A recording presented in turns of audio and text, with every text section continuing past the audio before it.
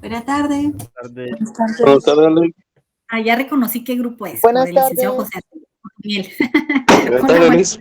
Buenas tardes, maestra. Bueno, ya pasamos al segundo semestre. Así es. Qué bueno. Ya se dieron cuenta que hay que leer mucho. Bastante, Lida.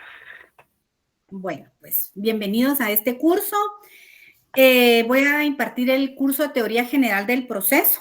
En realidad este curso no es mi primer año que lo doy y es un poco cargado, poco es piropo. Entonces, yo sí les voy a recomendar que lean mucho, que por favor refuercen lo que podamos agotar en la clase. Nosotros tenemos una clase de 45 minutos y yo el tiempo lo considero limitado. Esto es uno de los cursos donde yo agradecería que la universidad pusiera dos sesiones juntas, porque es un curso que tiene mucho contenido.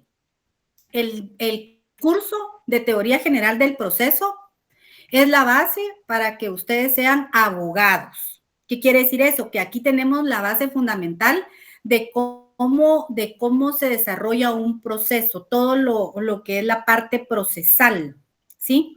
Todo lo que son juicios es aquí donde nosotros entendemos toda la parte procesal. Entonces, esta es la base del abogado. Para mí, civil es la base del notario, ¿verdad? Entonces, ustedes en derecho civil, desde que dominan los principios que reza el derecho civil, por ejemplo, las escuelas del nacimiento, por ejemplo, desde que manejan ustedes y dominan esa base, es como para que son las bases del notario. Si usted no sabe derecho civil, no va a poder ser notario, ¿sí? Si usted no domina la teoría general del proceso, no va a poder ejercer la abogacía. Tiene que entenderlo para ejercerlo. Entonces aquí ya vieron cómo es el curso, ya saben que los cursos acá tratamos de dar la información, ustedes son profesionales, ya no son, digamos, en estos cursos que se imparten en maestría, ya no, digamos, tenemos esa facultad o esa facilidad, los catedráticos, de dar temas y entendemos que trabajamos con profesionales. Es un poquito diferente con nivel licenciatura, porque estos chicos vienen de diversificado. A ellos hay que llevarlos de pasito a pasito, ¿verdad? Mira, léanle del artículo 1 al 10, a ellos así les gusta, porque no tienen la costumbre de leer, pero en este caso, afortunadamente, estamos impartiendo cursos a profesionales. Aquí hay profesionales que tienen maestrías, doctorados, entonces sabemos que sin la lectura no podemos tener el conocimiento. Entonces, esto es una clase que es un poco cargada y tiene mucho contenido, ¿verdad? Entonces, vamos a ir trabajando. Este es uno de los principales libros de Teoría General del Proceso de la licenciada Crista Ruiz Castillo Juárez, ¿verdad? Aquí prácticamente está todo el curso para que vayamos avanzando. Sí les voy a encargar mucho la lectura. Aquí vamos a ir trabajando, tratar de trabajar, resolver dudas, ir aclarando, ¿verdad? Pero sí tenemos mucho contenido. Entonces, bienvenidos a este curso, ¿verdad? Y espero que pueda contar con su apoyo y que ustedes lean, por favor. Entonces, si vamos, como saben, yo les puedo compartir el programa de teoría del proceso, ¿verdad?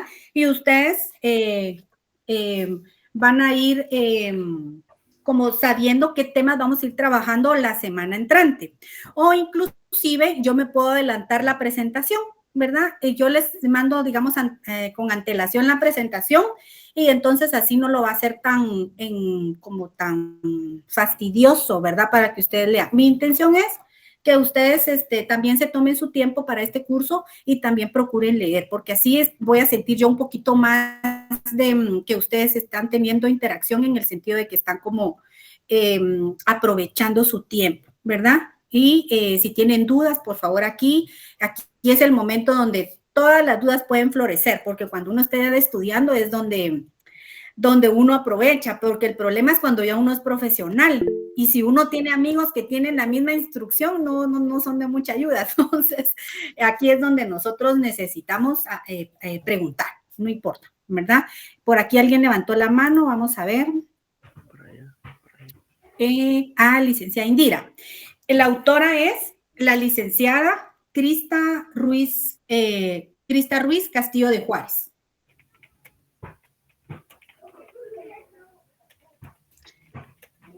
Por aquí tengo otro. No, este es básicamente. Vamos a ver. El programa indica, como el programa tiene de bibliografía, Crista Ruiz Castillo Juárez. También está el Derecho Procesal Civil y Mercantil de Mario Aguirre Godoy. Y de Derecho Procesal Civil guatemalteco, Mario Eduardo Gordillo Galindo. Entonces, y la Constitución Política de la República y posiblemente la ley del organismo judicial. Pero básicamente estas son la base que ustedes puedan ir también complementando en el contenido de este curso, ¿verdad? Entonces, pues hoy es un curso hoy que es la clase, pues es muy liviano, porque vamos a hablar un poquito acerca de los antecedentes de la teoría general del proceso y poco a poco nos vamos a ir adentrando al tema, al área procesal. Entonces, vamos a pedir ahí su apoyo para que ustedes también tengan sus lecturas. Vamos a ver, por aquí levanto la mano, licenciada Claribel Castillo. Buenas tardes, licenciada. Usted mencionó unos códigos, ¿los podría repetir, por favor? Sí, sería la Constitución Política de la República. Podemos trabajar también la ley del organismo judicial y el Código Procesal Civil y Mercantil. Muy bien. Muchas gracias. Ajá. Muy bien, entonces, ahorita vamos nosotros para empezar en las primeras semanas, es un poquito de doctrina, ¿verdad? Entonces, por lo menos las 4 semanas o las 6 semanas, primero Dios, son doctrinarias, ¿verdad? Y ya después ya nos vamos al área procesal y vamos a ver un poquito doctrina y procesal, ¿verdad? De cómo es que se materializa la teoría general del proceso. Muy bien. Entonces, vamos a ver acá. Por supuesto que el objetivo de la clase es que el estudiante de la universidad rural domine los principios, los antecedentes, los conceptos de la teoría general del proceso, ¿verdad? Porque esta es la base de toda su área procesal. Tenemos, en la antigüedad, se dieron diferentes formas de resolver los conflictos de intereses. En esa época se dio el tema de la autodefensa, la autocomposición y la heterocomposición. Entonces, en la autodefensa se dice que, por ejemplo, en esa época tenían esa necesidad primitiva de resolverlos, ¿verdad? Entonces, primeramente se dio el ejercicio de esa fuerza, ¿verdad? Digamos, la sociedad primitiva manifestaba el ejercicio de la fuerza por medio de la venganza de sangre o la venganza privada. Entonces, esta era, digamos, la costumbre que ellos tenían era de resolver los conflictos de manera directa y personal. Entonces, esta era la que se conocía como, por ejemplo, la ley del talión, que era directamente, se le aplicaba la pena al ofensor, ¿verdad? Entonces, el ofensor en un arrebato de enojo, le quitaba el brazo a su contendiente y la consecuencia o el resultado de esto era el mismo daño causado. La autocomposición. Dentro de la autocomposición es esa actuación que se produce a través de un arreglo amistoso que da fin al problema suscitado. Aquí, si nos damos cuenta, en esta autocomposición ya habíamos avanzado un poco en cuanto al al tema de la autodefensa, porque la autodefensa es ese dicho de ojo por ojo y diente por diente, ¿verdad? Esa era la facultad que se tenía de castigar de manera propia al ofensor. Entonces, cuando hablamos de la autodefensa, en la autodefensa algunas acciones estaban prohibidas, ¿verdad? Es decir, lo que no se aceptaba era que no se le hiciera un daño mayor del que había causado. La que estaba tolerada era porque era aceptada y estaba consentida por la sociedad.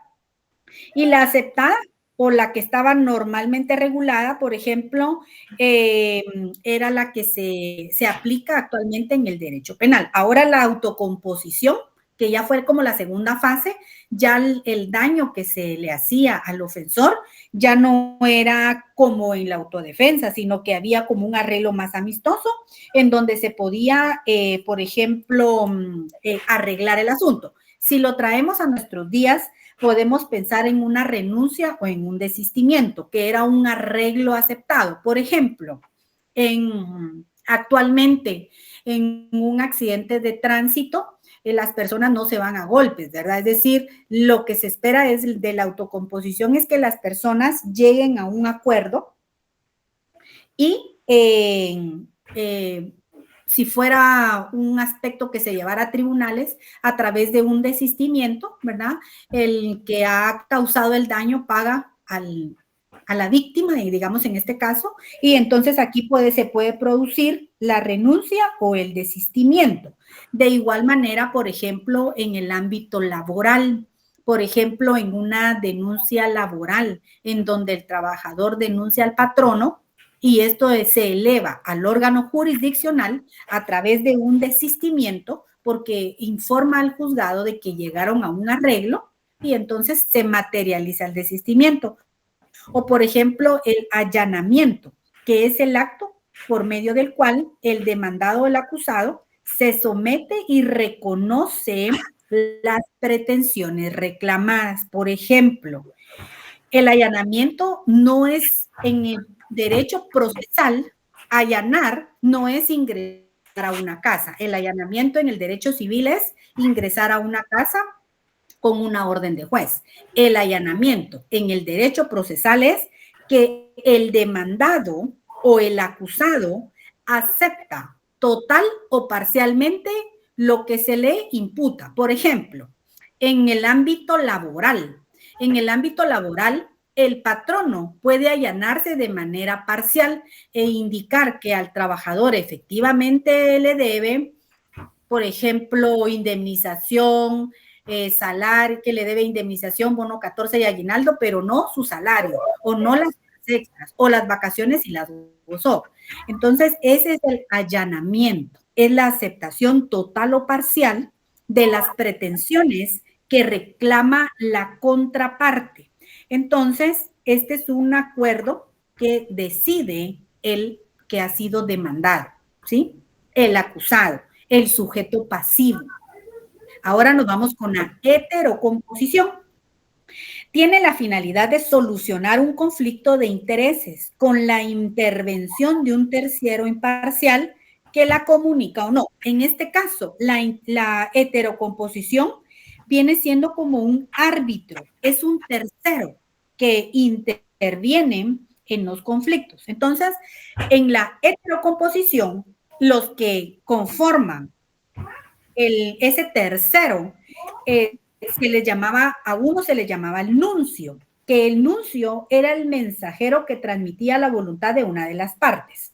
Entonces, ese nuncio era lo que se daba, por ejemplo, tal vez ustedes lo veían antes en la época antigua en las películas, que cuando iban a proclamar una guerra o solicitar el cese de guerra, mandaban a una persona a la casa del enemigo o al castillo del enemigo para que diera un mensaje. A ese no se le podía matar porque era el mensajero, a ese se le llamaba el nuncio.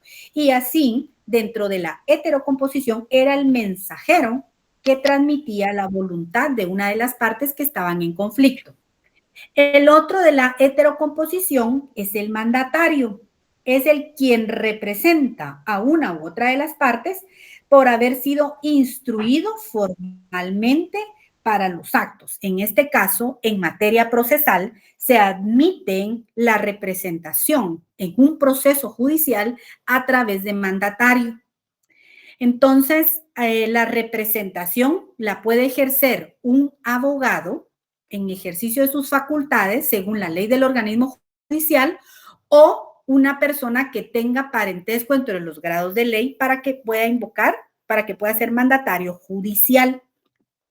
La otra figura de la heterocomposición es el gestor de negocios. El gestor de negocios es el tercero que carece de esa calidad representativa como el mandatario. El mandatario está facultado actualmente a través de un mandato otorgado ante notario hábil o protocolizado ante notario hábil, inscrito en el Archivo General de Protocolos, que tiene las facultades para comparecer a juicio, a ese juicio específico. O el gestor de negocios es ese tercero que representa, pero que actúa conforme su voluntad, no conforme la voluntad de la persona interesada. Entonces, el gestor de negocios únicamente puede aceptar beneficios, no puede contraer obligaciones. El tercero decididor es ese que suple la voluntad de todas las partes cuando no se pueden resolver por sí misma. Entonces, aquí en el tercero perdón, licenciada, ¿seré yo o no están cambiando las diapositivas? No, aquí estamos, vamos a ver, no, aquí estamos en las tres, en la heterocomposición. Ah, ok, perfecto, gracias, disculpe. Muy bien. Licenciada, perdone, ¿sí? habló de un mandatario, un gestor de negocios, ¿y cuál fue la última figura? El primero fue el nuncio, era Ajá, el ese nuncio. mensajero. Ajá, El mensajero, el mandatario, ajá, el gestor de negocios, ajá. y ahorita vamos con el tercero decididor. Ah, ese, gracias. Muy bien. El tercero decididor es ese imparcial, es como un juez, digámoslo así, porque suplía la voluntad de las partes. Entonces, se supone que ese tercero decididor era imparcial, era, digamos, actuaba bajo su discreción para resolver un conflicto. Entonces, por ejemplo, en Guatemala, los terceros decididores, digamos, en el interior, en los pueblos mayas, tienen, por ejemplo, digamos, el tribunal de ancianos, digámoslo así, ellos son como terceros decididores, ¿verdad? No son jueces, pero lo que ellos resuelven, la comunidad lo respeta actualmente, ¿verdad? Y el otro es el mediador, que ese mediador era el tercero que intentaba como comunicar a las partes por iniciativa propia, era como el que actuaba de buena fe para proponer soluciones. Entonces, y actualmente esas figuras también, a pesar de que eran de la antigüedad, son diferentes formas que se pueden dar de alguna manera actualmente antes de llegar al órgano jurisdiccional. Por ejemplo, tal vez alguien ha tenido alguna experiencia en un hecho de tránsito donde, por ejemplo, tiran a un motorista y se paran todos los motoristas que no se conocen. Y entonces alguno de los motoristas alza la voz y defiende al que está lesionado. En realidad ese es un mediador porque no conoce a las partes, solo lo hace de buena fe y llama a la atención para que lleguen a un acuerdo, ¿verdad? Entonces, ese es el tercero. Tenemos también al conciliador dentro de la heterocomposición. Es ese tercero también que pretende acercar a las partes y procurar que, digamos, que las partes no lleguen a un acuerdo. Digamos, en este caso, la diferencia entre el tercero y el conciliador es que el tercero les propone un acuerdo basado, digamos, en lo que prevé la ley. Este ya tiene un poquito más de conocimiento en el ámbito de las leyes. Por ejemplo, el conciliador se puede dar, por ejemplo, actualmente tenemos una figura de una oficina de conciliaciones, por ejemplo, en la rama civil o en la rama de familia. Por ejemplo, el conciliador es para evitar de que se eleve al órgano jurisdiccional, sino que ellos hacen la cita el órgano jurisdiccional cita a las partes y llegan a una conciliación ahí, pero lo que se resuelve... Magister, Sí, dígame. perdone, ¿le puedo interrumpir? Sí, dígame. La figura que usted está explicando es la de un mediador. Yo trabajo en eso. Los centros de mediación lo que hacen es que ayudan a las personas a encontrar la solución antes de que suba al órgano jurisdiccional. Sí. Es esa etapa donde el mediador les ayuda, pero él no va a dar ninguna opinión y ni les va a buscar una solución. Aparte es la conciliación que pues en el organismo judicial no está todavía. Perdón. Ah, ya. Gracias. Entonces, esa figura de la mediación, que así se llaman oficinas de mediación, en doctrina se llama conciliador. Tiene como esa figura. La de la mediación, que actualmente se llama la oficina de mediación, ¿cómo se llama? ¿Usted está en el área de familia o en el área civil? No, yo pertenezco a la Dirección de Métodos Alternos de Solución de Conflictos del organismo judicial. Y tenemos dos servicios, los facilitadores judiciales, que son como los que usted explicaba de la autocomposición, y los centros de mediación. Aparte está el proceso de la conciliación, que eso lo llevan los jueces, y pues es un proyecto nuevo que posiblemente a futuro se dé, que haya centros de conciliación en el organismo judicial. Ah, muy bien. Fíjense, muchas gracias, licenciada. La figura que hacen estos centros de mediación, digamos, en doctrina se les llamaba los conciliadores, porque no tenían así como explica la licenciada, no tenían ese rango jurisdiccional, sino que antes de que se elevara al ámbito jurisdiccional, ellos conciliaban, digamos, así es el término en doctrina, conciliador, que era ese proceso que regulaba aspectos de ley, pero que no se elevaba al órgano jurisdiccional. Entonces, en doctrina eso se llama conciliador. Y por último, el árbitro. Entonces, el árbitro dentro de la heterocomposición, lo que se dedicaba a hacer era a componer el conflicto de intereses, y se podía llevar a cabo ante un organismo público o privado, ante un organismo nacional o internacional. Generalmente, actualmente, podemos poner, por ejemplo, esa figura de doctrina que se llama el árbitro en el arbitraje. El arbitraje no tiene ese nivel jurisdiccional, porque no tiene esa categoría, sino que tiene la categoría de arbitraje, que es como una facultad que tienen las partes de antes de llegar a un juicio y no lograron conciliar, presentan su proceso en el arbitraje y es el árbitro, que es el que hace las veces de juez, el que resuelve el conflicto. Por ejemplo, aquí está la Cámara de Arbitraje, que es de la Cámara de Industria, y otra que se llama CRESIG, que son los arbitrajes son caros, las partes lo pagan, pero prefieren que se ventile el proceso en un arbitraje antes de llegar al órgano jurisdiccional. También está el arbitraje de materia internacional, ¿verdad? Entonces, actualmente es una figura jurídica que sí existe, ¿sí? Entonces, en Guatemala, la ley de arbitraje la van a encontrar ustedes en el decreto 67-95, que es una ley específica de arbitraje. Muy bien, y el ámbito para el arbitraje es la resolución de los conflictos de intereses cuando las partes así lo deciden, ¿sí? Muy bien, y tenemos el juez y proceso, que el juez y proceso ya sabemos nosotros que es esa facultad que tienen los jueces de juzgar y que le corresponde exclusivamente al organismo judicial.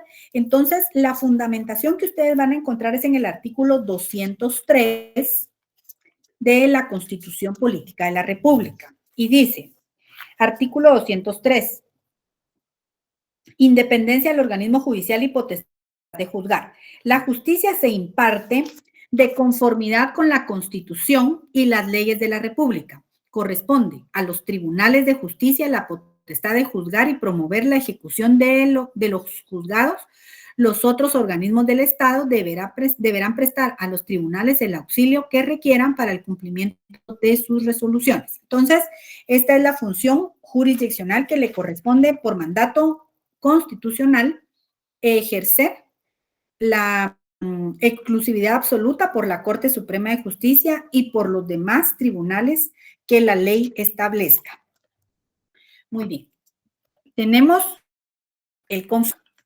El conflicto es lo más recio o incierto de un combate, pelea o contienda, una oposición de intereses en que las partes no ceden, hay un choque o colisión de derechos o pretensiones.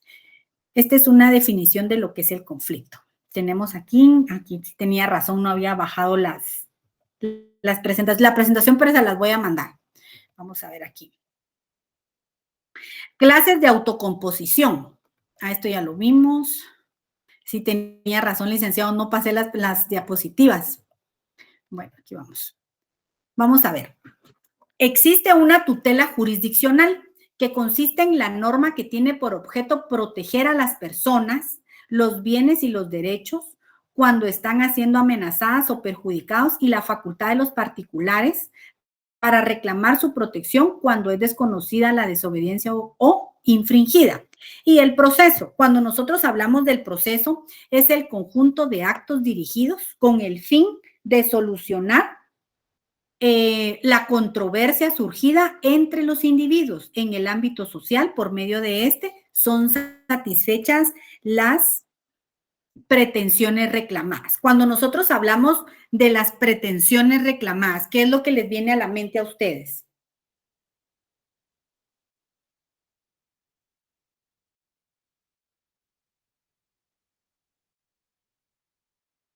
Vamos a ver, algún voluntario. Eso es lo que pretendemos con el juicio. Considero que normalmente es el retribuir un derecho, que es lo que normalmente piden. Muy bien. Muy bien, gracias, licenciada Ana. Cuando nosotros hablamos de las pretensiones, es lo que el actor, la víctima, ¿sí?, quiere.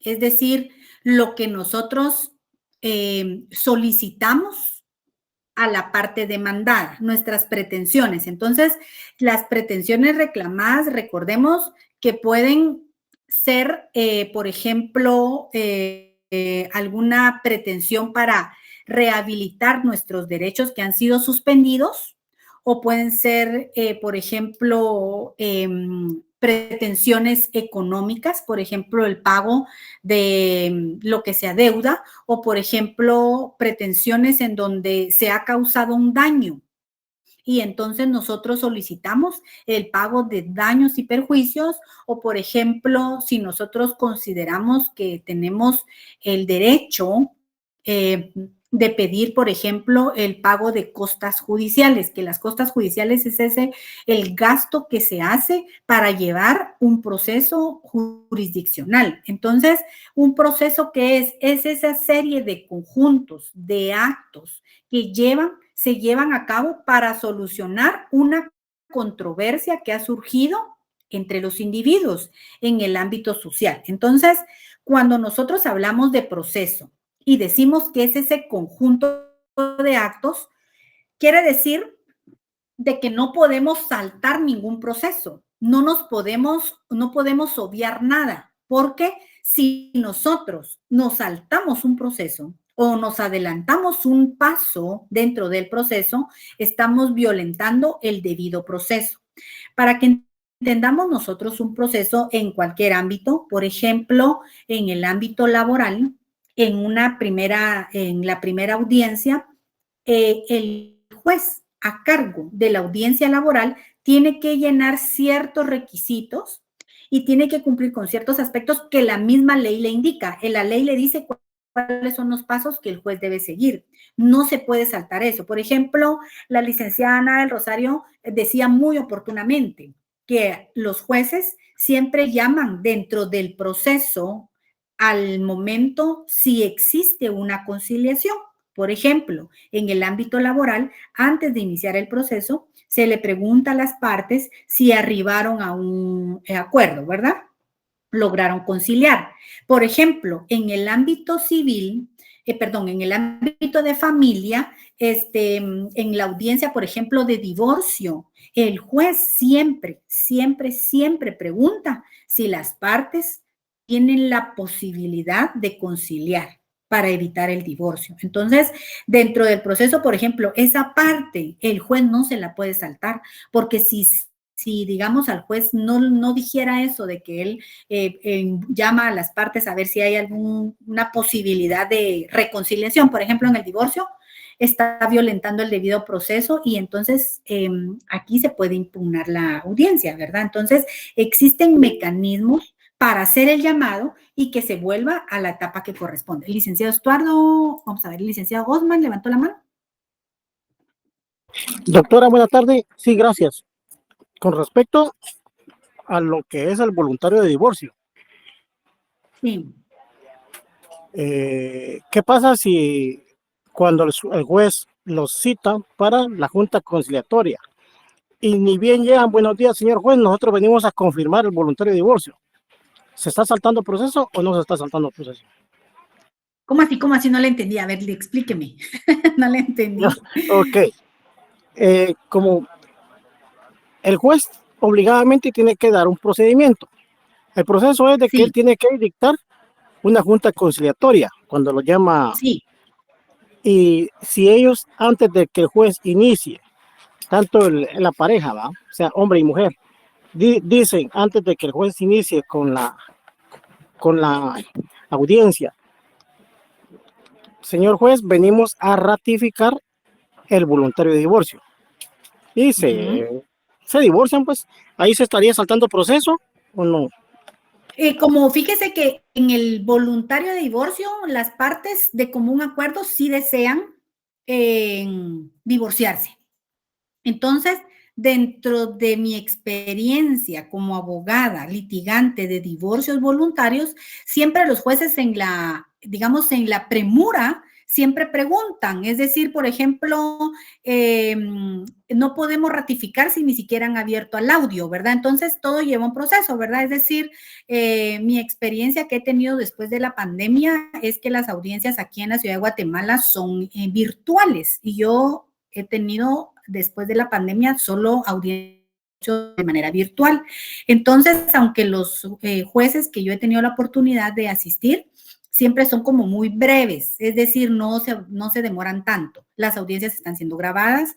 Él exhorta a las partes a que se presenten y cada una de ellas, de las parejas, ¿verdad? Tiene que hablarle de frente en la cámara al juez, en la llamada, videollamada, digámoslo así, le muestra uno de cerca al DPI, o sea, no he visto yo que el juez de primera los divorcie, no, hay un proceso, digamos, se la apertura, se lee la parte de las peticiones, en las que yo he estado como profesional, siempre los jueces que he tenido la oportunidad de que asistan a mis divorcios, pide a uno de los abogados que dé lectura al pacto de divorcio, ¿verdad? Entonces, no son tan aceleradas. Si bien es cierto, son muy rápidas, pero siempre pregunta si las partes se desean ratificar su divorcio. Entonces, al momento que ellas desean ratificar, prácticamente no hay oportunidad de conciliar, ¿verdad? Entonces,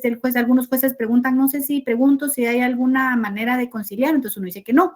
O entonces ellos dicen, si preguntan, ¿desea ratificar? En ese momento, las partes dicen no o dicen sí, ¿verdad? Pero en las oportunidades en las que yo he asistido siempre no son tan aceleradas, ¿verdad? Siempre los jueces tienen su tiempo, ¿verdad? Y preguntan si alguna de las partes desea conciliar, ¿verdad? Siempre hacen la pregunta.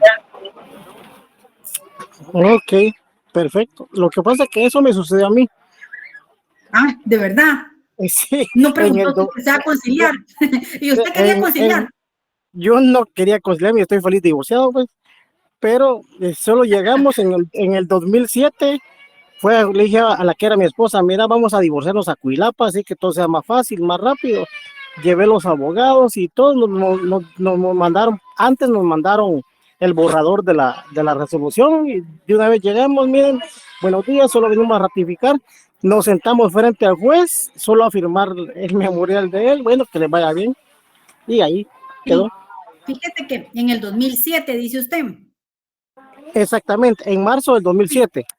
Fíjese que hubo una época en donde a veces no llegaban los jueces y no iba el oficial a preguntar, a firmar, pero como en realidad, digamos, con los años, ¿verdad? Se han tomado mucho el tema de darle cumplimiento a lo que establece la ley. Y fíjese que una de las regulaciones que tienen los jueces es la inmediación. La inmediación quiere decir que el juez debe estar, digamos, debe permanecer en presencia de las partes. El juez tiene que asistir a las audiencias. Entonces, si eso ocurrió en esa época, sí, actualmente ya no ocurre. Máximo que ahora las audiencias son grabadas. Entonces, recuérdese que los jueces llevan un control, ¿verdad? Y a ellos también les revisan sus sentencias y son sujetos de revisión. Entonces, ya no se arriesgan, ¿verdad? Actualmente los jueces son muy cuidadosos. Y en materia laboral, las audiencias son grabadas en audio y en video. Y sí se lo aclaran, ¿verdad? Para evitar muchos conflictos. Y, por ejemplo, en el área civil, actualmente las audiencias también están siendo grabadas, por lo menos aquí en la ciudad de Guatemala, no sé en el interior, pues. Pero sí existe esa obligación dentro del proceso de que cada acto lleve su consecuencia, es decir, son consecutivos, son uno del otro, atrás uno del otro. Si se pasa un alto, digamos uno, y no se obvió, entonces se puede impugnar la audiencia dentro de la misma audiencia, si fuera oral, ¿verdad? Pero cada proceso, dentro del proceso, lo que quiero que ustedes, digamos, tengan con claridad es que es un conjunto de actos, uno tras otro, ¿verdad? Y si se violenta uno, se está violentando el debido proceso. ¿Estamos? Ok, gracias. Muy bien, no sé si hay alguien que tenga alguna duda más.